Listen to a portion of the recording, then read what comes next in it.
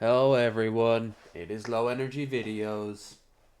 That's right, the Low Energy Videos. The one from your dreams that your therapist says that they can't hurt you, but we all know I can. We all know I can.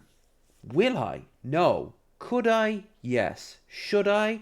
That's not really up to me, is it? It's up to you and your sins. We're playing Fallout 4 for this is episode 4 of Legacy of Ashes. No, close. It is episode 4 of Empire of Dirt, where we are listening to A History of the CIA, Legacy of Ashes, by something Weiner. And I know it's not Weiner, Tim Weiner. It's like Weiner, but no, it's Weiner. It's Weiner. But unfortunately, we need to mention something rather important. As you can see here on screen, I am back at the beginning of the game. What happened? I'll tell you what happened. I done goofed. I deleted the save. 9 hours, 10 hours work, gone. Just gone. Almost half a day. Reset to nothing. This is also the first episode where I will be aware that I am making a recording of this later. You can see that recording, assuming copyright and everything goes well, over on YouTube. There's a chance you'll be watching this instead of over on Twitch. If you're a part of Twitch, come and find me here live. But yeah, fuck that noise. All that effort wasted. So what happened is OneDrive, in its infinite wisdom, said it was full. Now, they intentionally make emptying out OneDrive a nightmare. So you then go and pay for it. But you can go and you can do it. And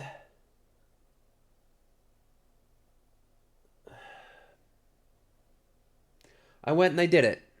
I deleted all the files I could without thinking for a nanosecond that this game would be affected until I booted it up a few minutes ago. So yeah. So I have a new plan. My Empire of Dirt is simply to finish this game. To massively chunkify it. Now what does that mean? It means no building. Only what's required. The bare minimum.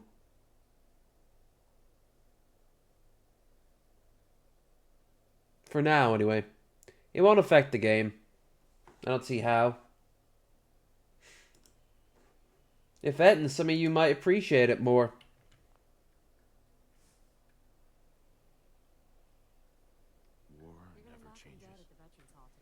Oh, I'd love to, but you interrupted me.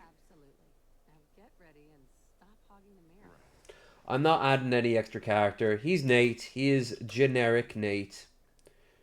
But what we are going to do now is hire him up because we've got the audiobook. And the link to the audiobook will be in the description, as all the other ones were before that. If you haven't, like, we're already 3.5 hours into this 11 part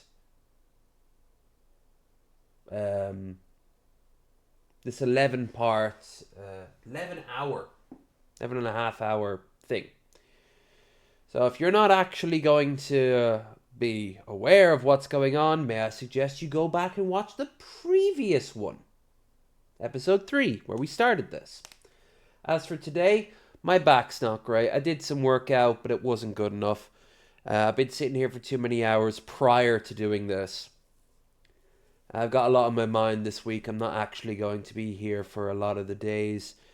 I'm off tomorrow. I'm going to be traveling. So I haven't really thought about this much. I even thought not doing it today. But, you know, what can I do? Here we are here now. The die is indeed cast. But what I can do is press play. political, propaganda, and paramilitary Go and operations grab some to fight painkillers. off a feared Soviet invasion in Iran. Right here. CIA officers already had enough cash and guns stashed away to support 10,000 tribal warriors for 6 months. He had the authority to attack the Tudeh, the small, influential, outlawed Communist Party of Iran. Now he shifted his target, aiming to undermine support for Mossadegh inside Iran's mainstream political and religious parties. Roosevelt started stepping up a campaign of bribery and subversion. The agency's officers and their Iranian agents rented the allegiances of political hacks, holy men, and thugs. They bought the services of street gangs who broke up Tudeh rallies with their bare knuckles, and mullahs who denounced Mossadegh from the mosques. The CIA did not have Britain's decades of experience in Iran, nor nearly as many recruited Iranian agents. They're currently at the Shah. But it had more money to hand out, at least $1 million a year, a great fortune in one of the world's poorer nations. The CIA took its cues from the influence-buying network controlled by British intelligence. It was run by the Rashidian brothers, 3 sons of an Iranian Anglophile who controlled ships, banks, and real estate. The Rashidians had clout with members of the Iranian my build parliament. is still going to be the same. They held sway among the leading merchants of the bazaar, the unacknowledged legislators of Tehran. They bribed senators, senior military officers, editors and publishers, goon squads, and at least one member of Mossadegh's cabinet. They bought information with cookie tins filled with cash. Their circle even included the Shah's chief manservant. It would prove a catalyst in the coup. Allen Dulles walked into the March 4th, 1953 National Security Council meeting with 7 pages of briefing notes focused on the consequences of Soviet takeover in Iran. The country faced a maturing revolutionary setup, and if it went communist, all the dominoes of the Middle East would fall. 60% of the free world's oil would be in Moscow's hands. This disastrous loss would seriously deplete our reserves for war, Dulles warned. Oil and gasoline would have to be rationed in the United States. The president did not buy a word of it. He thought it might be better to offer Mossadegh a $100 million loan in order to stabilize his government rather than to overthrow it. Monty Woodhouse tactfully suggested to his American counterparts at the CIA that they might take a different approach in presenting the problem to Eisenhower. They could not maintain that Mossadegh was a communist, but they could argue that the longer he remained in power, the greater the danger that the Soviets would invade Iran. Kim Roosevelt fine-tuned this pitch for the president's ear. If Mossadegh wobbled to the left, Iran would fall to the Soviets. But if he was pushed the right way, the CIA could make sure that the government fell into American control. Mossadegh played straight into this trap. In a miscalculated bluff, he raised the specter of the Soviet threat with the American embassy in Tehran. He expected to be rescued by the Americans, said John H. Stutzman, an American diplomat who knew Mossadegh well and served as the State Department officer in charge of Iranian affairs in 1953. Mossadegh felt that if he kicked out the British and threatened the Americans with Russian hegemony, that we'd rush in. He wasn't that far wrong. On March 18, 1953, Frank Wisner informed Roosevelt and Woodhouse that they had an initial go-ahead from Allen Dulles. On April 4th, CIA headquarters sent $1 million to the Tehran station. But Eisenhower still had his doubts, as did other key players in the plan to overthrow Iran. The president made an eloquent speech a few days later called "The Chance for Peace," in which he declared that any nation's right to form a government and an economic system of its own choosing is inalienable, and any nation's attempt to dictate to other nations their form of government is indefensible. These ideas struck home with the CIA station chief in Tehran, Roger Goiran, who asked headquarters why the United States would want to ally itself with the traditions of British colonialism in the Middle East. It was a historic mistake, he argued. a long-term disaster for American interests. Allen Dulles recalled him to Washington and dismissed him as station chief. The U.S. ambassador to Iran, Loy Henderson, who had been in on the plans from the start, strongly opposed the British choice of a dissolute retired Major General Fazlollah Zahidi as the frontman for the coup. Mossadegh had told the ambassador that he knew Zahidi was a British-backed traitor. Despite that, the British nominated and the CIA seconded Zahidi, the only man openly bidding for power who was thought to be pro-American. In late April, he went into hiding after the kidnapping and murder of Iran's national police chief, with good reason, for the suspected killers were his own supporters. He did not resurface for 11 weeks. In May, the plot gained momentum, though it still lacked the president's approval. It was now in its final draft. Zahidi, armed with $75,000 in CIA cash, would form a military secretariat and choose colonels to mount the coup. A group of religious fanatics called the Warriors of Islam, a terrorist gang, says a CIA history of the coup, would threaten the lives of Mossadegh's political and personal supporters inside and outside the government. They would stage violent attacks on respected religious leaders that would look as if they were the work of the communists. The CIA drew up pamphlets and posters as part of a $150,000 propaganda campaign to control Iran's press and public, proclaiming that Mossadegh favors the two-day party and the USSR. Mossadegh is an enemy of Islam. Mossadegh is deliberately destroying the morale of the army. Mossadegh is deliberately leading the country into economic collapse. Mossadegh has been corrupted by power. On D-Day, the coup plotters, led by Zahidi's military secretariat, would seize the Army's General Staff Headquarters, Radio Tehran, Mossadegh's home, the central bank, police headquarters, and the telephone and telegraph offices. They would arrest Mossadegh and his cabinet. More money, $11,000 a week, immediately went to buy off enough members of the Majlis to ensure that a majority would proclaim Zahidi as the new prime minister. This last detail had the advantage of giving the coup an appearance of legality. Zahidi, in turn, would pledge fealty to the Shah and restore his monarchy to power. Would the weak-willed Shah play his role? Ambassador Henderson did not believe he had the backbone to support a coup, but Roosevelt thought it would be hopeless to go ahead without him. On June 15th, Roosevelt went to London to show the plan to the boffins of British intelligence. They met in a headquarters conference room with a sign that read, "Curb your guests." No objections were raised. The Americans, after all, were footing the bill. The British had conceived the coup, but their leaders could not play a commanding role in its execution. On June 23rd, Foreign Minister Anthony Eden had major abdominal surgery in Boston. That same day, Winston Churchill suffered a severe stroke and almost died. The news was kept so quiet that the CIA heard nothing of it. Over the next 2 weeks, the agency set up a two-pronged chain of command. One would run Zahidi's military secretariat. The other would control the political warfare and propaganda campaign. Both reported directly to Frank Wisner. Kim Roosevelt set out to fly to Beirut, drive through Syria and Iraq into Iran, and link up with the Rashidian brothers. The CIA awaited a green light from the President of the United States.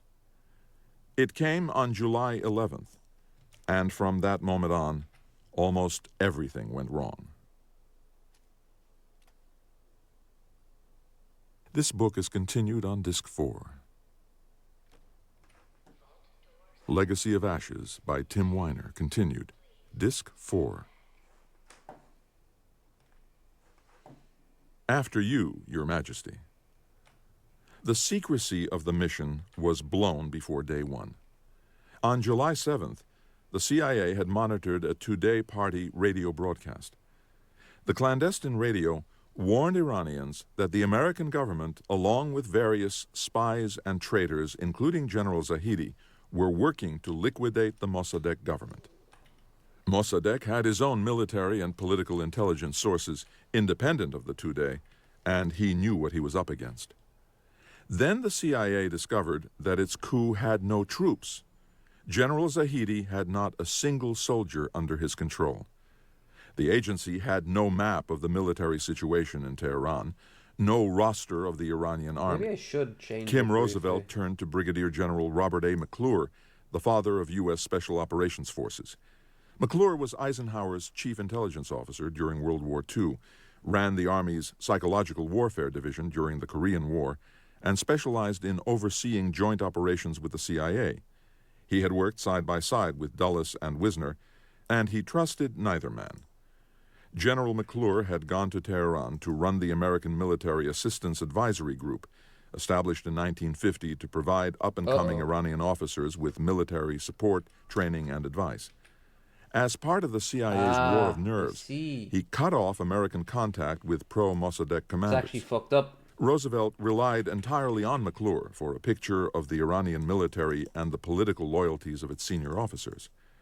President Eisenhower personally insisted that McClure receive a second star after the coup, noting his very fine relationships with the Shah and other senior people in whom we are interested. The CIA recruited a colonel who had served as the Iranian liaison to McClure's military assistance group to help run the coup. He secretly enlisted about 40 fellow officers. No. Now all that was lacking was the Shah. A CIA colonel, Stephen J. Meade, flew to Paris to pick up the Shah's strong-willed and unpopular twin sister, Princess Ashraf. The CIA script called for her to return from exile and persuade the Shah to back General Zahedi. Special but Princess Ashraf was nowhere to be found. And the rest bobblehead. The British intelligence agent, Azadollah Rashidian, tracked her down on the French Riviera. It took another 10 days to coax her onto a commercial flight to Tehran. We'll be fine. The inducements included a large sum of cash and a mink coat from the British intelligence service, along with a promise from Colonel Meade that the United States would bankroll the royal family should the coup fail. After a stormy face-to-face confrontation with her twin, she left Tehran on July 30th, wrongly convinced that she had stiffened his spine. The CIA brought in General Norman Schwarzkopf to bolster the Shah on August 1st. The Shah, fearing that his palace was bugged, led the general into the grand ballroom, pulled a small table to its center, and whispered that he would not go along with the coup. He had no confidence that the army would back him. Kim Roosevelt spent the next week skulking in and out of the Shah's palace, pressuring him mercilessly, warning him that his failure to follow the CIA could lead to a communist Iran or a second Korea. In either case, a death sentence for the monarch and his family.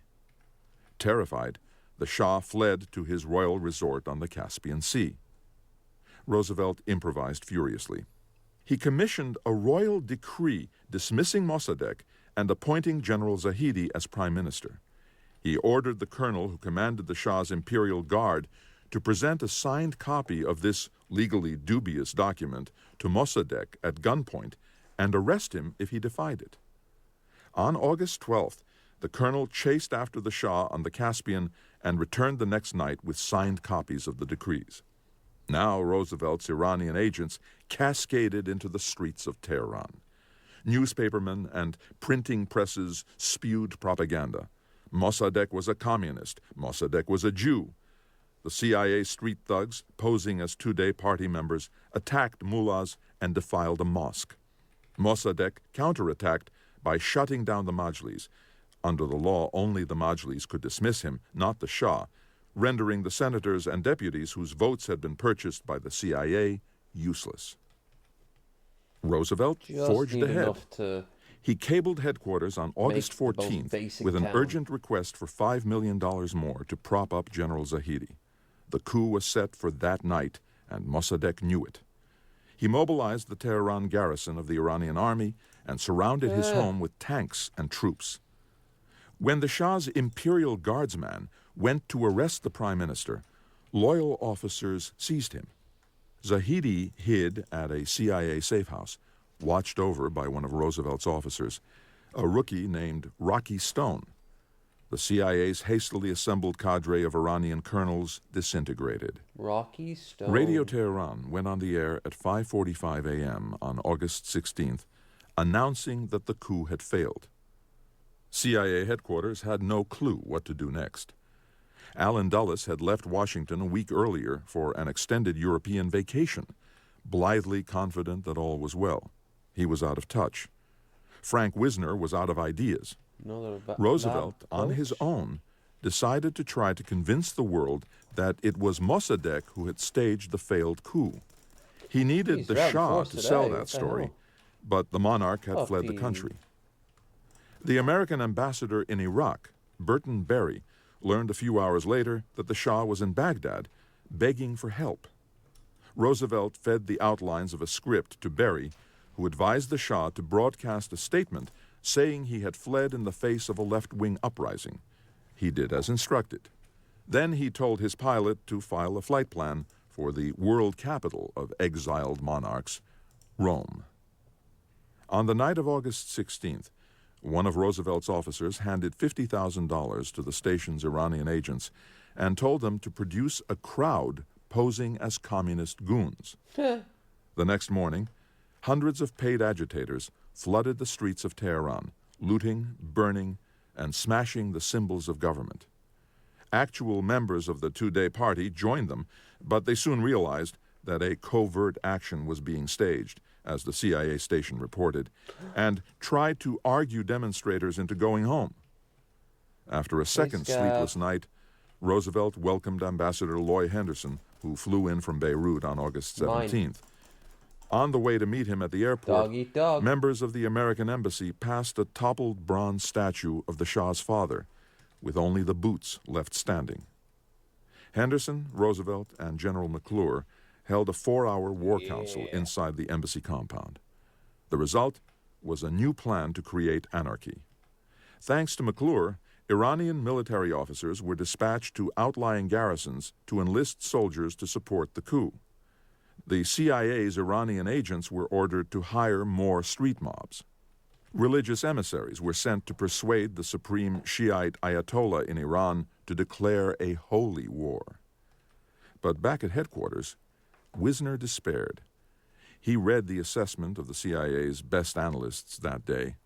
The failure of the military coup in Tehran and the flight of the Shah to Baghdad emphasize Prime Minister Mossadegh's continued mastery of the situation and foreshadow more drastic action on his part to eliminate all opposition. Late on the night of August 17th, he sent a message to Tehran saying that in the absence of strong recommendations to the contrary from Roosevelt and Henderson, the coup against Mossadegh should cease.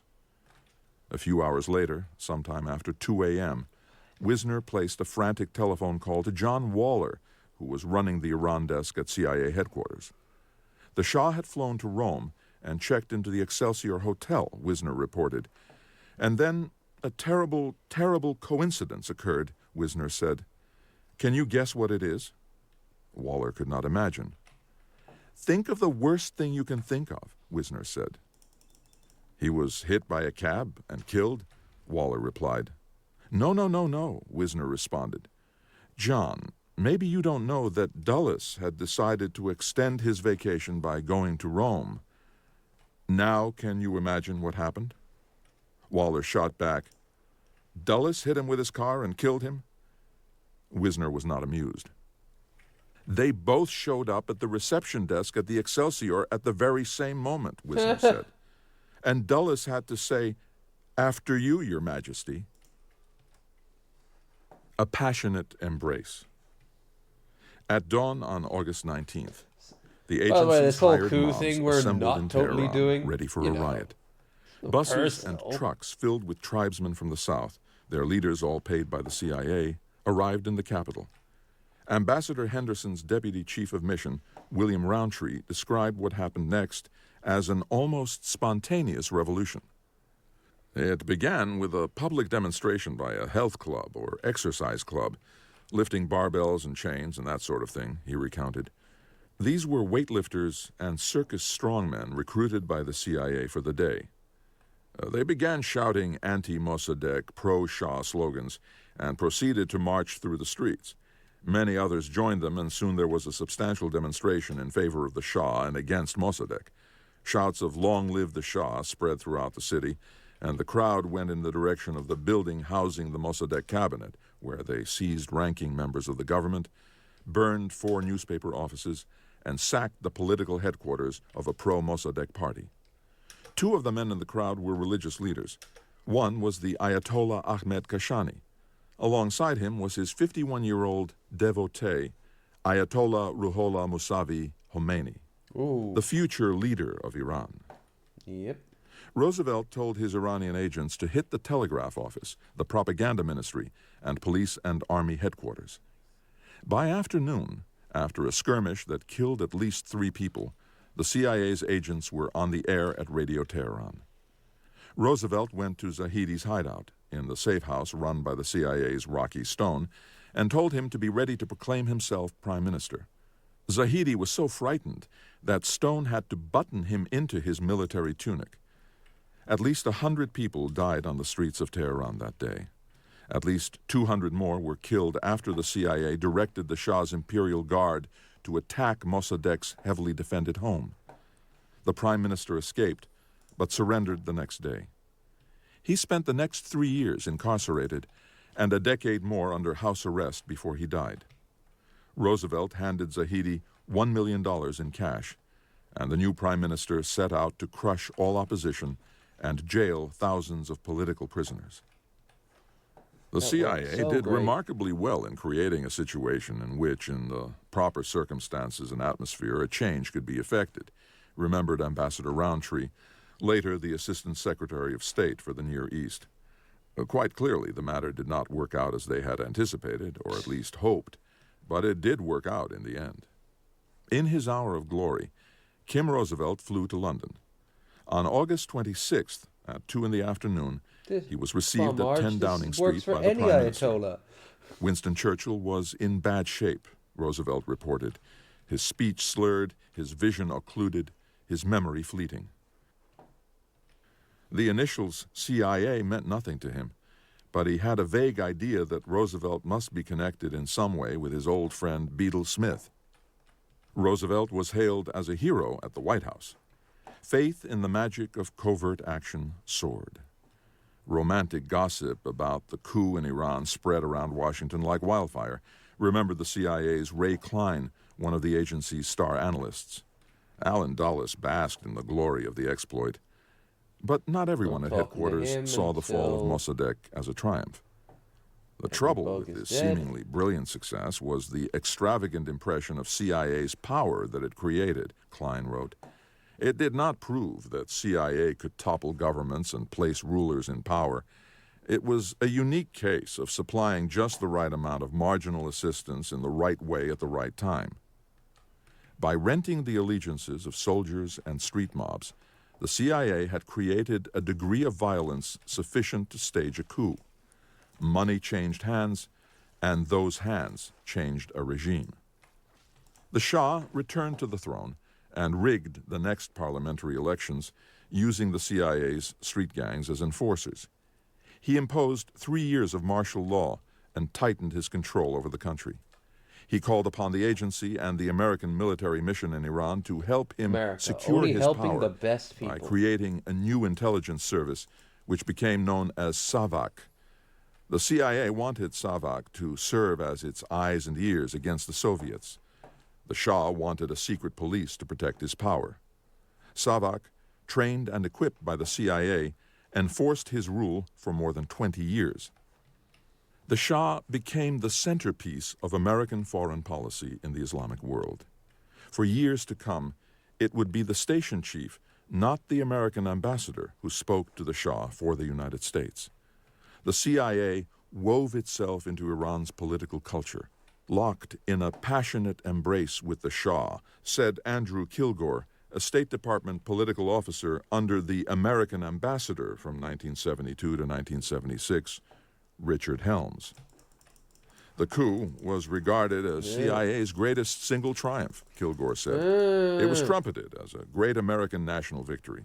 We had changed the whole course of a country here. So many of them. A generation of Iranians grew up knowing that the CIA had installed the Shah. In time, the chaos that the agency had created in the streets of Tehran would return to haunt the United States. The illusion that the CIA could overthrow a nation by sleight of hand was alluring. It led the agency into a battle in Central America that went on for the next 40 years. 10. Bomb. Repeat bomb. Colonel Al Haney parked his new Cadillac at the edge of a decrepit airbase in Opelika, Florida, a few days after Christmas in 1953, stepped out onto the tarmac, and surveyed his new domain. 3 two-story barracks buildings on the fringes of the Everglades. Colonel Haney had buried the human wreckage he had created as the station chief in South Korea under a top-secret shroud. Then he conned his way into a new command. A handsome rogue, 39 years old, newly divorced, wearing a crisp Army uniform on a muscular 6'2" frame, he was Alan Dulles' newly appointed Special Deputy for Operation Success, the CIA's plot to overthrow the government of Guatemala. Plots for a coup against the president, Jacobo Arbenz, had been kicking around the agency for almost 3 years. They were revived the instant that Kim Roosevelt returned triumphant from Iran. There we go. An elated Alan Dulles asked him to lead the operation in Central America. Roosevelt respectfully declined. He determined, after studying the matter, that the agency was going in blind. It had no spies in Guatemala and no sense of the will of the army or the people. Was the military loyal to Arbenz? Could that loyalty be broken? The CIA had no idea. Haney had orders to devise a path to power for a cashiered Guatemalan colonel selected by CIA headquarters, Carlos Castillo Armas. But his strategy was no more than an elaborate sketch. It said only that the CIA would train and equip a rebel force and point it toward the presidential palace in Guatemala City. Wisner sent the draft over to the State Department for a bolstering from General Walter Beadle Smith, who put a new team of American ambassadors in place for the operation. The Big Stick. Pistol-packing Jack Purefoy had made his name ridding the State Department of leftists and liberals in 1950. On his first tour abroad as ambassador to Greece from 1951 to 1953, he worked closely with the CIA to establish covert American channels of power in Athens. Upon arriving at his new post, Purefoy cabled Washington, "I have come to Guatemala to use the Big Stick." He met with President Arbenz and reported, "I am definitely convinced that if the president is not a communist, he will certainly do until one comes along." Beadle Smith picked Whiting Willauer, a founder of Civil Air Transport, the Asian airline that Frank Wisner bought in 1949, as ambassador to Honduras. Willauer summoned pilots from CAT headquarters in Taiwan with instructions to lie low and await orders in Miami and Havana. Ambassador Thomas Whalen went to Nicaragua to work with the dictator Anastasio Somoza, who was helping the CIA build a training base for Castillo Armas's men. On December 9, 1953, Alan Dulles formally approved Operation Success and authorized a $3 million budget. He appointed Al Haney as field commander and named Tracy Barnes as its chief of political warfare. Dulles believed in the romantic notion of the gentleman spy. Tracy Barnes was an exemplar. The well-bred Mr. Barnes had the classic CIA resume of the 1950s, Groton, Yale, Harvard Law. He grew up on the Whitney Estate on Long Island with his own private golf course. He was an OSS hero in World War II and won a Silver Star by capturing a German garrison. He had dash and panache and the pride that goes before a fall. And he came to represent the worst of the clandestine service. Like those who, no matter how great their effort, seemed doomed never to master a foreign language, Barnes proved unable to get the hang of secret operations, Richard Helms reflected. Even worse, thanks to Alan Dulles' constant praise and pushing, Tracy apparently remained unaware of his problem. He went on to serve as chief of station in Germany and England, and then on to the Bay of Pigs. Barnes and Castillo Armas flew to Opelika on January 29, 1954, where they started hammering out their plans with Colonel Haney. They awoke the next morning to discover that their scheme had been blown sky high. Every major newspaper in the Western Hemisphere published President Arbenz's accusations of a counter-revolutionary plot sponsored by a northern government led by Castillo Armas and based in a rebel training camp on Somoza's farm in Nicaragua. The leak had come from secret cables and documents that a CIA officer, Colonel Haney's liaison with Castillo Armas, had left in a Guatemala City hotel room. The hapless officer was summoned to Washington and advised to take a job as a fire watcher somewhere deep in the forests of the Pacific Northwest. The crisis quickly revealed Al Haney as one of the loosest cannons in the CIA's arsenal. He flailed for ways to distract Guatemalans from the accounts of the plot by planting fake news in the local press. If possible, fabricate big human interest story like flying saucers, birth sextuplets in remote area, he cabled CIA headquarters. He dreamed up headlines. Arbenz was forcing all Catholic troops to join a new church that worshipped Stalin. A Soviet submarine was on its way to deliver arms for Guatemala. This last idea captured the imagination of Tracy Barnes. 3 weeks later, he had his CIA staff plant a cache of Soviet weapons on the Nicaraguan coast. They concocted stories about Soviets arming communist assassination squads in Guatemala. But few among the press and the public bought what Barnes was peddling. The CIA's charter demanded that covert action be conducted in ways so subtle that the American hand was unseen. That mattered little to Wisner. There is not the slightest doubt that if the operation is carried through, many Latin Americans will see in it the hand of the U.S., he told Dulles. But if operation success was curtailed on the grounds that the hand of the U.S. is too clearly shown, Wisner argued, a serious question is raised as to whether any operation of this kind can appropriately be included as one of the U.S. Cold War weapons, no matter how great the provocation or how favorable the auspices. Wisner thought that an operation was clandestine so long as it was unacknowledged by the United States and kept secret from the American people. Wisner summoned Colonel Haney to headquarters for a come-to-Jesus meeting.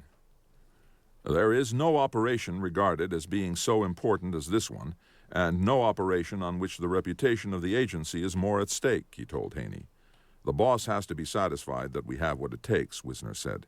But headquarters had never received a clear and concise statement of what the plans are with respect to what takes place on D-Day. It really doesn't matter. Colonel Haney's blueprint was a set of interlocking timelines scrawled on a 40-foot roll of butcher paper pinned to the wall at the Opa-locka barracks.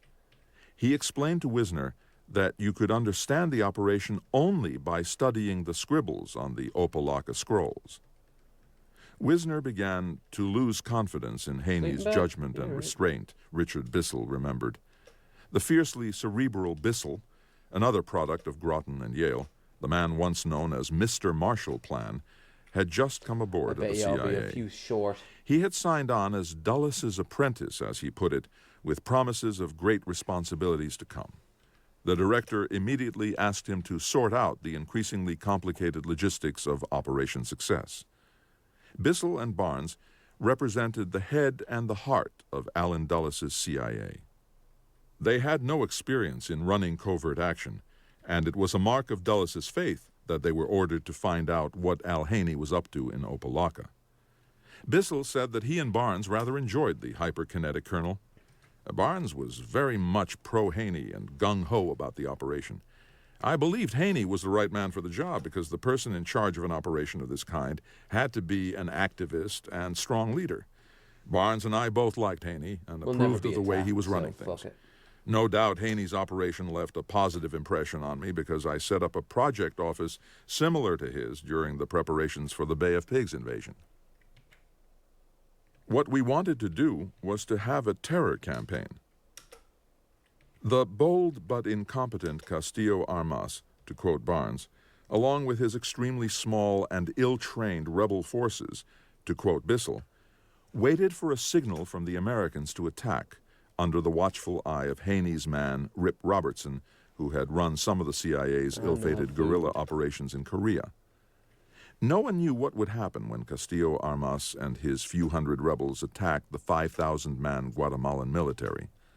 The CIA subsidized an anti-communist student movement in Guatemala City, several hundred strong, but they served mainly, in Wisner's words, as a goon squad, not as a resistance army. So Wisner hedged his bet and opened up a second front on the war against Arbenz.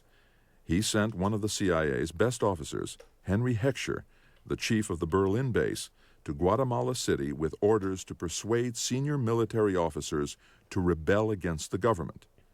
Heckscher was authorized to spend up to $10,000 a month for bribes, and he soon bought the loyalty of a minister without portfolio in Arbenz's cabinet, Colonel Elfego Monzon. The hope was that more money would drive a wedge into an officer corps already beginning to crack under the twin pressures of an arms embargo imposed by the United States and the threat of an American invasion. But Heckscher soon became convinced that only an actual attack by the United States would embolden the Guatemalan military to overthrow Arbenz. Heckscher wrote to Haney, "The crucial spark has to be generated by heat, United States heat, in the form of bombing the capital." CIA headquarters then sent Haney a 5-page roster of 58 Guatemalans marked for assassination. The targeted killing was approved by Wisner and Barnes. The list encompassed high government and organizational leaders suspected of communist leanings and those few individuals in key government and military positions of tactical importance whose removal for psychological, organizational, or other reasons is mandatory for the success of military action.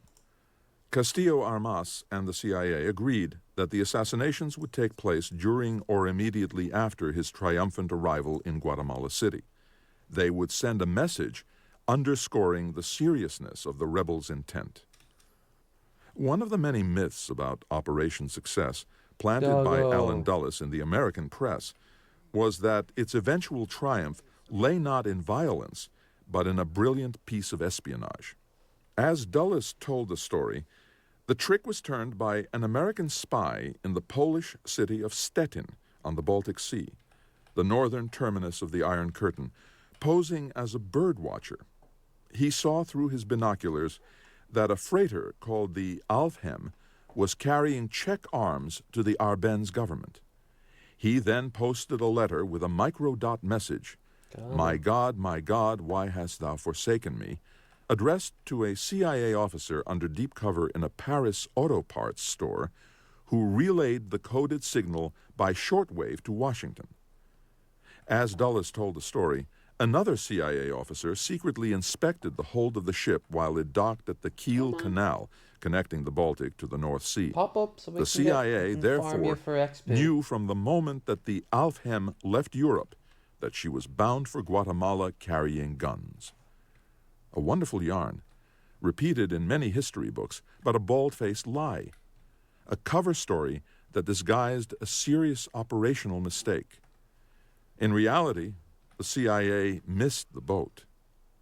Arbenz was desperate to break the American weapons embargo on Guatemala. He thought he could ensure the loyalty of his officer corps by arming them.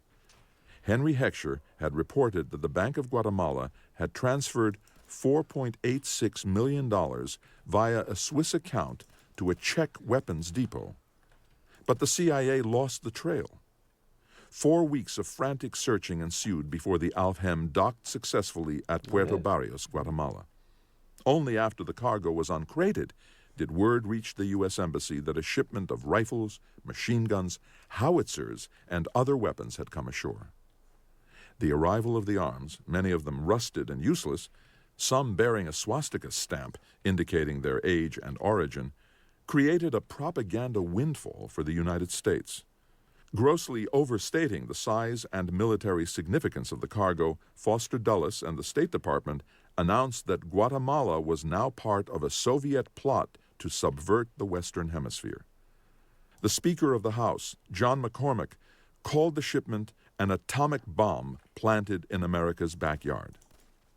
Ambassador Purifoy, said the United States was at war. Nothing short of direct military intervention will succeed, he cabled Wisner on May 21st. How they just run away 3 days later, U.S. Navy warships and submarines blockaded Guatemala in violation of international law. On May 26th, a CIA plane buzzed the presidential palace and dropped leaflets over the headquarters of the Presidential Guard, the most elite of the Army's units in Guatemala City. Struggle against communist atheism, they read. Struggle with Castillo Armas. It was a deft blow. I suppose it really doesn't matter what the leaflets say, Tracy Barnes told Al Haney. He was right. What mattered was that the CIA had swooped down and dropped a weapon on a country that had never been bombed before. What we wanted to do was to have a terror campaign, said the CIA's E. Howard Hunt, who worked on the political warfare portfolio for the operation, to terrify our Benz particularly, to terrify his troops, much as the German Stuka bombers terrified the population of Holland, Belgium, and Poland at the onset of World War II. For 4 weeks, starting on May Day 1954, the CIA had been waging psychological warfare in Guatemala through a pirate radio station called The Voice of Liberation, run by a CIA contract officer, an amateur actor and skilled dramatist named David Atlee Phillips. In a tremendous stroke of luck, the Guatemalan state radio station went off the air in mid-May for a scheduled replacement of its antenna. Phillips snuggled up to its frequency, where listeners looking for the state broadcasts found Radio CIA. Unrest turned to hysteria among the populace as the rebel station sent out shortwave reports of imaginary uprisings and defections and plots to poison wells and conscript children. On June 5th, the retired chief of the Guatemalan Air Force flew to Somoza's farm in Nicaragua, where the broadcasts originated. Phillips's men fueled him with a bottle of whiskey and induced him to talk about his reasons for fleeing Guatemala. After the tape was cut and spliced at the CIA's field studio, it sounded like a passionate call for rebellion. Consider Uprising a farce. When our Benz heard about the broadcast the next morning, his mind snapped. He became the dictator the CIA had depicted. He grounded his own Air Force for fear his flyers would defect. Then he raided the home of an anti-communist student leader who worked closely with the CIA and found evidence of the American plot. He suspended civil liberties and began arresting hundreds of people, hitting the CIA's student group the hardest. At least 75 of them were tortured, killed, and buried in mass graves. Panic spreading in government circles, the CIA station in Guatemala cabled on June 8th. That was exactly what Haney wanted to hear. He sent orders to fan the flames with more falsehoods. A group of Soviet commissars, officers, and political advisors, led by a member of the Moscow Politburo, have landed. In addition to military conscription, the communists will introduce labor conscription. A decree is already being printed. All boys and girls 16 years old will be called for 1 year of labor duty in special camps, mainly for political indoctrination and to break the influence of family and church on the young people. Arbenz has already left the country. His announcements from the National Palace are actually made by a double provided by Soviet intelligence. Haney started flying bazookas and machine guns down south on his own initiative, issuing unauthorized orders to arm peasants and to urge them to kill Guatemalan police. We question strongly that campesinos be enjoined kill Guardia Civil, Wisner cabled Haney. This amounts to incitement civil war, discrediting movement as terrorist, and irresponsible outfit willing to sacrifice innocent lives. Colonel Monzon, the CIA's agent in Arbenz's cabinet, demanded bombs and tear gas to kick off the coup. Vitally important this be done, the CIA station told Haney. Monzon was told he better move fast. He agreed, said Arbenz, commies, and enemies will be executed. The CIA station in Guatemala pleaded again for an attack. We urgently request that bomb be dropped. show strength be made, that all available planes be sent over, that Army and Capital be shown that time for decision is here. On June 18th, Castillo Armas launched his long-awaited assault, more than 4 years in the making. A force of 198 rebels attacked Puerto Barrios on the Atlantic coast. Armor? They were defeated by policemen and dock workers. Another 122 marched toward the Guatemalan army garrison at Zacapa. All but 30 were killed or captured. A third force of 60 rebels set out from El Salvador, only to be arrested by local police. Castillo Armas himself, clad in a leather jacket and driving a battered station wagon, led 100 men from Honduras toward 3 lightly defended Guatemalan villages. He camped out a few miles from the border, calling on the CIA for more food, more men, more weapons. But within 72 hours, more than half of his forces were killed, captured, or on the verge of defeat. On the afternoon of June 19th, Ambassador Purifoy commandeered the CIA's secure communications line at the American Embassy and wrote directly to Allen Dulles. "Bomb, repeat bomb," he pleaded. Haney weighed in less than 2 hours later with a blistering message to Wisner. "Are we going to stand by and see last hope of free people in Guatemala submerged to depths of communist oppression and atrocity until we send American armed force against enemy? Is not our intervention now under these circumstances far more palatable than by Marines? This is the same enemy we fought in Korea and may fight tomorrow in Indochina." Wisner froze. At least they already know. It was one thing to send legions of foreigners to their deaths. It was quite another to send American pilots to blow up a national capital. The morning of June 20th, the CIA's Guatemala City station reported that the Arbenz government was recovering its nerve. The capital was very still. Stores shuttered. People waiting apathetically. Consider uprising a farce. The tension at CIA headquarters was almost unbearable. Wisner became fatalistic. He cabled Haney and the CIA station. "We are ready authorize use of bombs, moment we are convinced would substantially increase likelihood of success without disastrous damage interests of United States. We fear bombing of military installations more likely to solidify army against the rebellion than to induce defection, and we are convinced attacks against civilian targets, which would shed blood of innocent people, would fit perfectly into communist propaganda line and tend to alienate all elements of population." See, can I get everything? Bissell told Dulles that the outcome of the effort to overthrow the regime of President Arbenz of Guatemala remains very much in doubt. At CIA headquarters, "We were all at our wits' end as how to proceed," Bissell wrote years later. "Grappling with continual operational snafus, we were only too aware how perilously close to failure we were." Dulles had limited Castillo Armas to 3 F-47 Thunderbolt fighter bombers in the name of deniability. 2 were out of commission. Now, Bissell recorded in his memoirs, the agency's reputation and his own were at stake. Dulles secretly authorized one more airstrike on the capital as he prepared to meet with the president. On the morning of June 22nd, the single plane still flying for the CIA set a small oil tank ablaze on the outskirts of town. The fire was out in 20 minutes. Public impression is that attacks show incredible weakness, lack of decision, and faint-hearted effort, Haney raged. Castillo Armas' efforts widely described as farce. Anti-commie, anti-government morale near vanishing point. He cabled Dulles directly, demanding more aircraft immediately. Dulles picked up the phone and called William Pauley, one of the richest businessmen in the United States, the chairman of Democrats for Eisenhower, one of Ike's biggest benefactors in the 1952 elections, and a CIA consultant.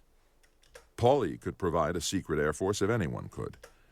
Then Dulles sent Bissell to see Walter Beadle Smith, whom the CIA had consulted daily on Operation Success, and the general approved the back-channel request for aircraft. But at the last minute, the Assistant Secretary of State for Latin America, Henry Holland, objected violently, demanding that they go to see the president. At 2:15 p.m. on June 22nd, Dulles, Pauley, and Holland walked into the Oval Office. Eisenhower asked what the rebellion's chances of success were at that moment. 0, Dulles confessed. And if the CIA had more planes and bombs? Maybe 20%, Dulles guessed. The President and Pauley recorded the conversation almost identically in their memoirs, with one exception. Eisenhower erased Pauley from history, and it is clear why. He cut a secret deal with his political benefactor. Ike turned to me, Pauley wrote, and he said, "Bill, go ahead and get the planes." Pauley telephoned the Riggs Bank, a block away from the White House. Then he called the Nicaraguan ambassador to the United States. He drew $150,000 in cash and drove the ambassador to the Pentagon. Pauley handed over the cash to a military officer who promptly transferred ownership of 3 Thunderbolts to the government of Nicaragua. The planes arrived, fully armed, in Panama from Puerto Rico that evening. They flew into combat at dawn, unleashing a barrage against the same Guatemalan army forces whose loyalties were the linchpin of the plan to topple Arbenz. CIA pilots strafed troop trains carrying soldiers to the front. They dropped bombs, dynamite, hand grenades, and Molotov cocktails. They blew up a radio station run by American Christian missionaries and sank a British freighter docked on the Pacific coast. On the ground, Castillo Armas failed to gain an inch. Turning back, he radioed the CIA, pleading for more air power. The Voice of Liberation, its signal relayed from a transponder atop the American embassy, broadcast craftily concocted stories that thousands of rebel troops were converging on the capital. Loudspeakers atop the embassy roof blasted the tape-recorded sounds of P-38 fighters soaring into the night. President Arbenz, drinking himself into a stupor, saw through his fog that he was under attack from the United States. On the afternoon of June 25th, the CIA bombed the parade grounds of the largest military encampment in Guatemala City. That broke the will of the officer corps. Arbenz summoned his cabinet that night and told them that elements of the army were in revolt. It was true. A handful of officers had secretly decided to side with the CIA and overthrow their president. Ambassador Purifoy met with the coup plotters on June 27th, victory within his grasp. But then Arbenz ceded power to Colonel Carlos Enrique Diaz, who formed a junta and vowed to fight Castillo Armas. "We have been double-crossed," Purifoy cabled. Al Haney sent a message to all CIA stations identifying Diaz as a commie agent. He ordered a silver-tongued CIA officer, Enno Hobbing, Times Berlin bureau chief before joining the agency, to have a little talk with Diaz at dawn the next day. Hobbing delivered the message to Diaz. "Colonel, you are not convenient for American foreign policy." The junta vanished instantly, to be replaced in quick succession by 4 more, each one increasingly pro-American. Ambassador Purifoy now demanded that the CIA stand down. Wisner cabled all hands on June 30th that it was time for the surgeons to step back and the nurses to take over the patient. Purifoy maneuvered for 2 more months before Castillo Armas assumed the presidency. He received a 21-gun salute and a state dinner at the White House, where the vice president offered the following toast. "We in the United States have watched the people of Guatemala record an episode in their history deeply significant to all peoples," Richard Nixon said.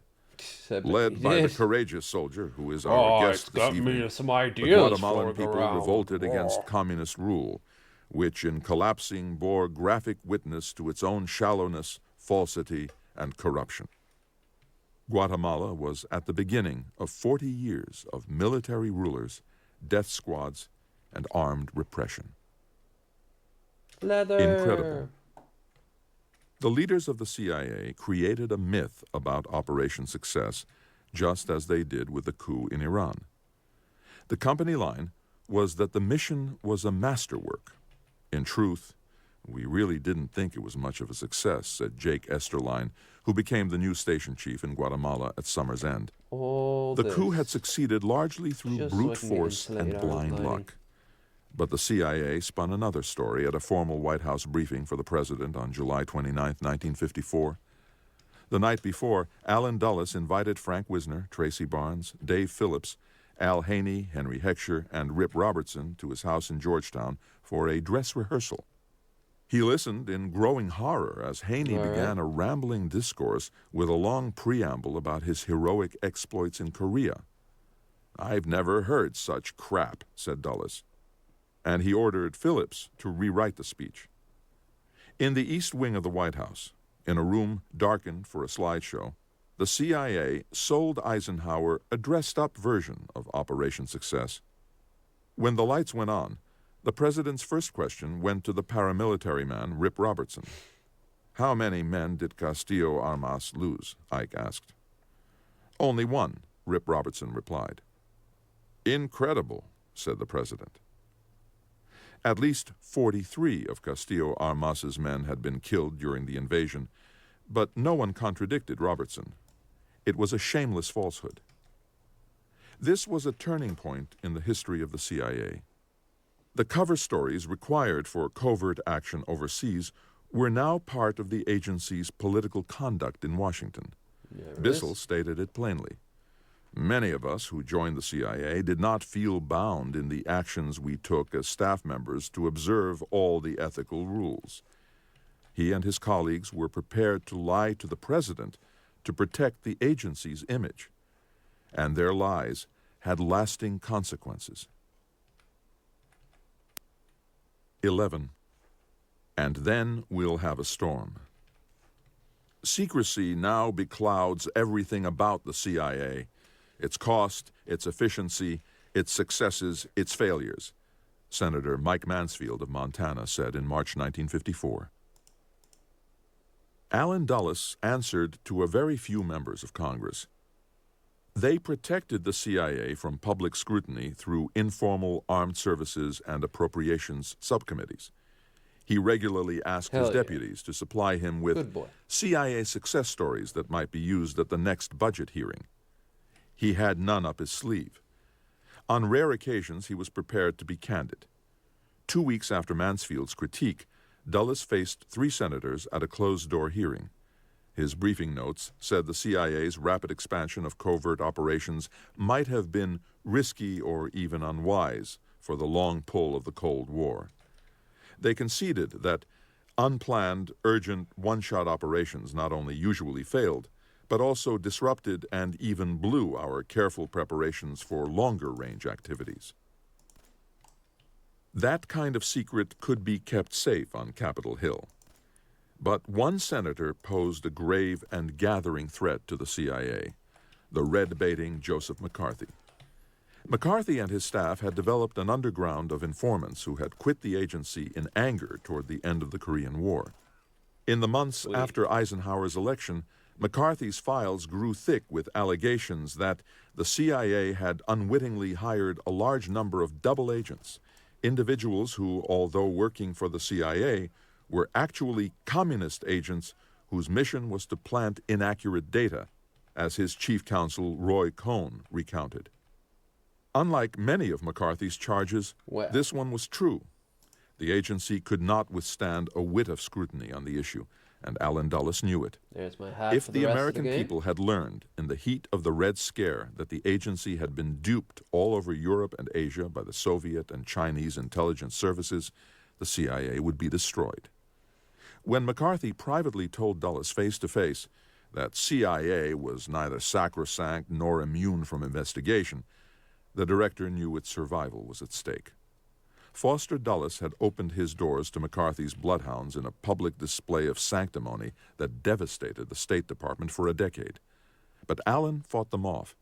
He rebuffed the senator's attempt to subpoena the CIA's Bill Bundy, who, out of old-school loyalties, had contributed $400 to the defense fund of Alger Hiss, the suspected communist spy. Allen refused to let the senator scourge the CIA. His public stance was a principled one, but he also ran a down-and-dirty covert operation on McCarthy. The clandestine campaign was outlined in a CIA officer's secret testimony before McCarthy's Senate committee and its 28-year-old minority counsel, Robert F. Kennedy, which was unsealed in 2003. It was detailed in a CIA history declassified in 2004. Nice. After his private confrontation with McCarthy, Dulles organized a team of CIA officers to penetrate the senator's office with a spy or a bug, preferably both. The methodology was just like J. Edgar Hoover's. Gather dirt, then spread it. Dulles instructed James Angleton, his counterintelligence czar, to find a way to feed disinformation to McCarthy and his staff as a means of discrediting him. Angleton convinced James McCarger, the officer who had been one of Wisner's first hires, to plant phony reports on a known member of the McCarthy underground at the CIA. McCarger succeeded. The CIA penetrated the Senate. "You've saved the Republic," Allen Dulles told him. This fundamentally repugnant philosophy. But the threat to the CIA grew as McCarthy's power began fading in 1954. Senator Mansfield and 34 of his colleagues were backing a bill to create an oversight committee and order the agency to keep Congress fully and currently informed about its work. It would not pass for 20 years. A congressional task force led by Eisenhower's trusted colleague General Mark Clark was getting ready to investigate the agency. At the end of May 1954, the President of the United States received an extraordinary 6-page letter from an Air Force colonel. It was an impassioned cry by the first whistleblower from inside the CIA. Eisenhower read it and kept it. The author, Jim Kellis, was one of the agency's founding fathers. An OSS veteran who had fought guerrilla warfare in Greece, he had gone to China and served as the first station chief in Shanghai for the Strategic Services Unit. At the CIA's birth, he was among its few experienced China hands. He went back to Greece as an investigator for Wild Bill Donovan, who as a private citizen had been asked to investigate the 1948 murder of a CBS reporter. He determined that the killing came at the hands of America's right-wing allies in Athens, not ordered by the communists, as was commonly believed. His findings were suppressed. He returned to the CIA, and during the Korean War, he was in charge of the CIA's paramilitary operations and resistance forces worldwide. Walter Beadle Smith had sent him on troubleshooting investigations in Asia and Europe. He did not like what he saw. A few months after Allen Dulles took command, Kellis quit in disgust. "The Central Intelligence Agency is in a rotten state," Colonel Kellis warned Eisenhower. "Today's CIA has hardly any worthwhile operations behind the Iron Curtain. In their briefings, they present a rosy picture to outsiders, but the awful truth remains under the top-secret label of the agency." The truth was that CIA, wittingly or unwittingly, delivered $1 million to a communist security service. This was the Win operation in Poland. It is unlikely that Dulles told the president about the ugly details of the operation, which blew up 3 weeks before Eisenhower's inauguration. CIA unwittingly organized an intelligence network for the communists, Kellis wrote, referring to the debacle created by the Seoul station during the Korean War. Dulles and his deputies, fearing any after effects on their reputation, had lied to Congress about the agency's operations in Korea and China. Kellis had personally investigated the question on a trip to the Far East in 1952. Who the hell picks pickpocket? He had determined that CIA was being duped. Dulles had been planting stories in the press, burnishing his image as a scholarly, affable Christian missionary, the country's outstanding intelligence expert, Kellis wrote. For some of us who have seen the other side of Allen Dulles, we don't see too many Christian traits. I personally consider him a ruthless, ambitious, and utterly incompetent government administrator. Kellis pleaded with the president to take the drastic action needed to clean up the CIA. Eisenhower wanted to counter the threats to the clandestine service and clean up its problems in secret. In July 1954, shortly after the conclusion of Operation Success, the President commissioned General Jimmy Doolittle, who had worked on the Solarium project, and his good friend William Pauley, the millionaire who had provided the fighter bombers for the Guatemala coup, to assess the CIA's capabilities for covert action. Doolittle had 10 weeks to report back. He and Pauley met with Dulles and Wisner, traveled to CIA stations in Germany and London, and interviewed senior military and diplomatic officers who worked in liaison with their CIA counterparts. They also talked to Beadle Smith, who told them that Dulles was too emotional to be in this critical spot, and that his emotionalism was far worse than it appeared on the surface.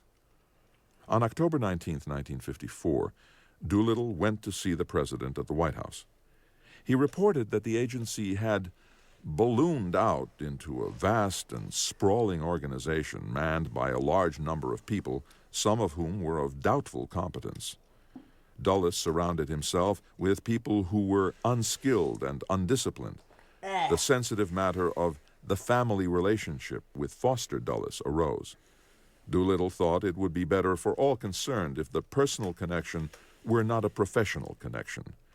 It leads to protection of one by the other, or influence of one by the other. An independent committee of trusted civilians should oversee the CIA for the President. The Doolittle report warned that Wisner's clandestine service was filled with people having little or no training for their jobs. Within its 6 separate staffs, 7 geographic divisions, and more than 40 branches, deadwood exists at virtually all levels. The report recommended a complete reorganization of Wisner's empire, which had suffered from its mushroom expansion and tremendous pressures to accept commitments beyond its capacity to perform. It observed that in covert operations, quality is more important than quantity. A small number of competent people can be more useful than a large number of incompetents. Dulles was well aware that the clandestine service was out of control. The CIA's officers were running operations behind their commanders' backs.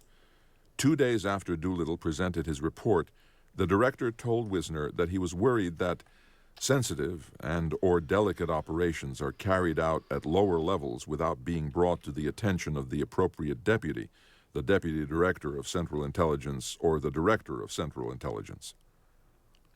But Dulles handled the Doolittle report the way he usually dealt with bad news, by burying it. He would not let the highest-ranking officers at the CIA see it, not even Wisner.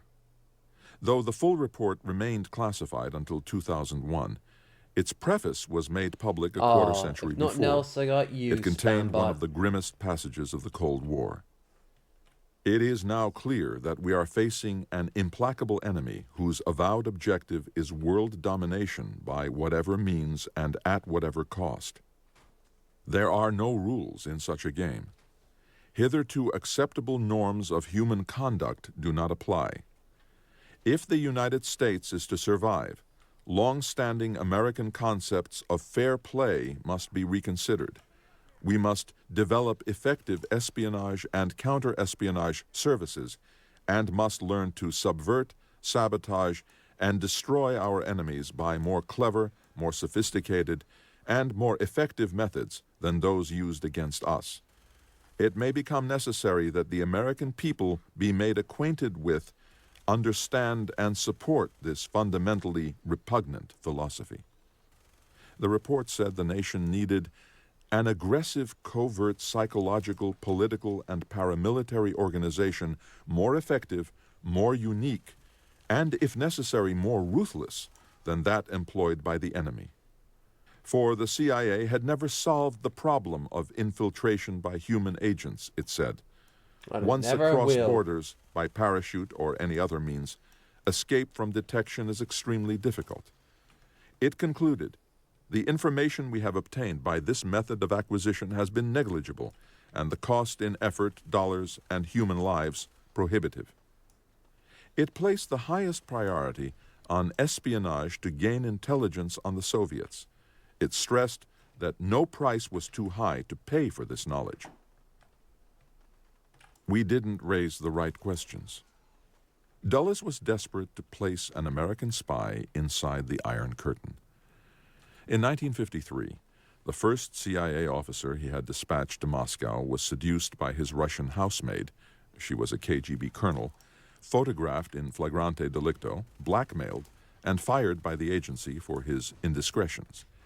In 1954, a second officer was caught in the act of espionage, arrested and deported shortly after his arrival. Soon thereafter, Dulles called in one of his special assistants, John Maury, who had traveled in Russia before World War II and spent much of the war at the American embassy in Moscow, representing the Office of Naval Intelligence.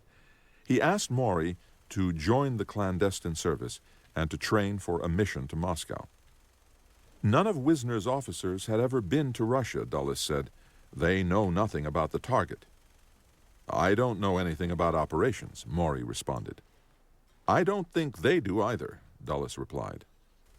Such men could hardly provide the president with the intelligence he wanted most, strategic warning against a nuclear attack.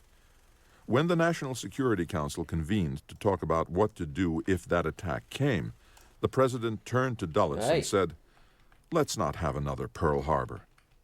That was the task the president assigned to the second Secret Intelligence Commission he created in 1954.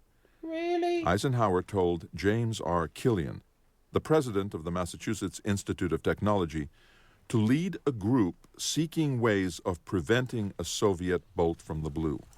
He pressed for techniques the Doolittle report strongly recommended: communications and electronic surveillance to provide early warning of impending attack. The CIA redoubled its own efforts to listen in on the enemy. It succeeded in its own fashion. Up in the attic of the Berlin base headquarters, a washed-up baseball player turned lawyer turned spy named Walter O'Brien had been photographing papers purloined from the East Berlin post office. They described the underground routes of the new telecommunications cables used by Soviet and East German officials. This espionage coup turned into the Berlin Tunnel project. The tunnel was regarded at the time as the CIA's greatest public triumph. The idea and its undoing came from British intelligence. In 1951, the British had told the CIA that they had been tapping into the Soviets' telecommunications cables through a network of tunnels in the occupied zones of Vienna since shortly after the end of World War II. They suggested doing the same in Berlin. Thanks to the stolen blueprints, it became a real possibility. A secret CIA history of the Berlin Tunnel, written in August 1967 and declassified in February 2007, laid out 3 questions that faced William K. Harvey, a hard-drinking, gun-toting ex-FBI agent who took over as chief of the Berlin base in 1952. Could the agency dig a 1,476-foot tunnel into the Soviet zone of East Berlin and hit a target 2 inches in diameter and 27 inches underneath a major highway without being caught? How could it get rid of the spoils, some 3,000 tons of sandy soil, in secret? And what kind of cover story would serve to disguise the construction of an installation for the dig in a squalid district of refugees' shacks at the edge of the American zone? Allen Dulles and his British counterpart, Sir John Sinclair, agreed in December 1953 on terms of reference for a set of conferences on the tunnel operation, which was to be code-named Jointly. The talks led to a plan of action the following summer. A building covering a full city block would rise amid the rubble with antennae bristling from the roof, and the Soviets would be given to understand that it was a station for intercepting signals intelligence from the atmosphere, the magician's trick of diverting the eye. The Americans would dig the tunnel eastward to a point beneath the cables. The British, relying on their experience in Vienna, would drive a vertical shaft from the end of the tunnel to the cables and then install the taps. A London office that grew to 317 officers would process the spoken conversations recorded by the CIA. In Washington, The agency would set 350 personnel to work transcribing teletype transmissions intercepted in the tunnel. The Army Corps of Engineers did the digging with technical assistance from the British. The biggest problem, as ever, proved to be translating the words intercepted by the operation. We were never successful in obtaining as many linguists as we needed, the CIA history noted, for the agency's language capabilities in Russian and even in German were sorely lacking. The tunnel was completed at the end of February 1955, and the British began to set the taps 1 month later. Information began flowing in May. It came to tens of thousands of hours of conversations and teletypes, including precious details about Soviet nuclear and conventional forces in Germany and Poland, insights into the Soviet Ministry of Defense in Moscow, and the architecture of Soviet counterintelligence operations in Berlin. It provided pictures of political confusion and indecision among Soviet and East German officialdom, and the names or cover identities of several hundred Soviet intelligence officers. It delivered news, even if it took weeks or months of translation, at a cost of $6.7 million. Once it was revealed, as the CIA anticipated it would be one day, the tunnel was seen as a sign that the U.S., almost universally regarded as a stumbling neophyte in espionage matters, was capable of a coup against the Soviet Union, which has long been the acknowledged master in such matters, the CIA history poignantly reported. The agency had not expected the operation would be blown quite so soon. It lasted less than a year, until the following April, when the tunnel was uncovered. For the Kremlin had known about it from the start, before the first shovel of earth was turned. The plan was uncovered by a Soviet mole in British intelligence, George Blake, should be a bingo who of had all switched the his things. allegiances So of course while a it prisoner failed. of war in North Korea, and who had let the Soviets in on the secret back in late 1953. The Soviets valued Blake so highly that Moscow let the tunnel operation run for 11 months before exposing it in a blaze of heavy-handed publicity. Years later, even after realizing that the other side had known of the tunnel from the start, the CIA still believed it had dug a gold mine. To this day, the question remains, did Moscow deliberately feed deceptive information into the tunnel? The evidence suggests that the CIA gained two invaluable and untainted kinds of knowledge from the taps. The agency learned a basic blueprint of the Soviet and East German security systems, and it never picked up a glimmer of warning that Moscow intended to go to war. Those of us who knew a little bit about Russia viewed it as a backward third world country that wanted to develop along the lines of the West, said the CIA's Tom Polgar, the Berlin-based veteran. But that view was rejected at the highest levels in Washington. The White House and the Pentagon presumed that the Kremlin's intentions were identical to theirs, to destroy their enemy on the first day of World War III. Their mission was therefore to locate Soviet military capabilities and destroy them first. They had no faith that American spies could do that, but American machines might. The Killian Report was the beginning of the triumph of technology and the eclipse of old-fashioned espionage at the CIA. We obtain little significant information from classic covert operations inside Russia, the report told Eisenhower. But we can use the ultimate in science and technology to improve our intelligence take. It urged Eisenhower to build spy planes and space satellites to soar over the Soviet Union and photograph its arsenals. So I'm just going to wrap it up here. The technology was within America's shorter grasp. than I expected. It had been for 2 years. 3 hours. Dulles and Wisner had been too busy with operational matters I'm not to gonna pay lie. attention to a July 1952. With the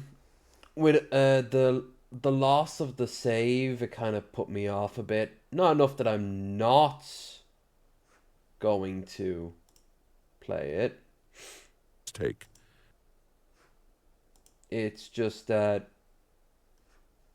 yeah, I wanted us to keep going where we left off.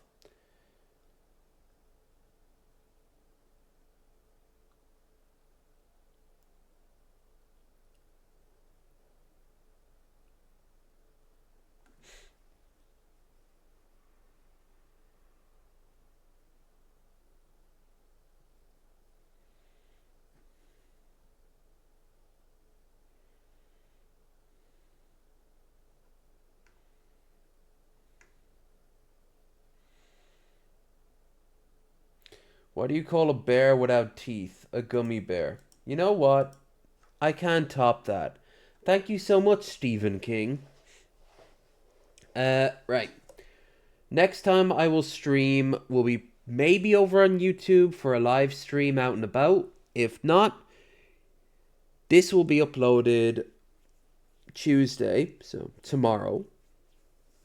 And yeah, I'm basically, it's a bit of a short one, but whatever. Hope you enjoy it. Remember, if you want to listen to the book yourself, Legacy of Ashes, The History of the CIA, is in the description down there below. I'll be back on Thursday or Friday. If I'm back on Friday, then I'll stream on Saturday. If I'm back on Saturday, then something crazy's happened. And if I'm back on Thursday, I'll do it on Friday. Yeah, nothing. Other than my back hurts. I should have done more exercise before doing this, but I didn't. See? See the power I don't have? Alright, take care. See ya.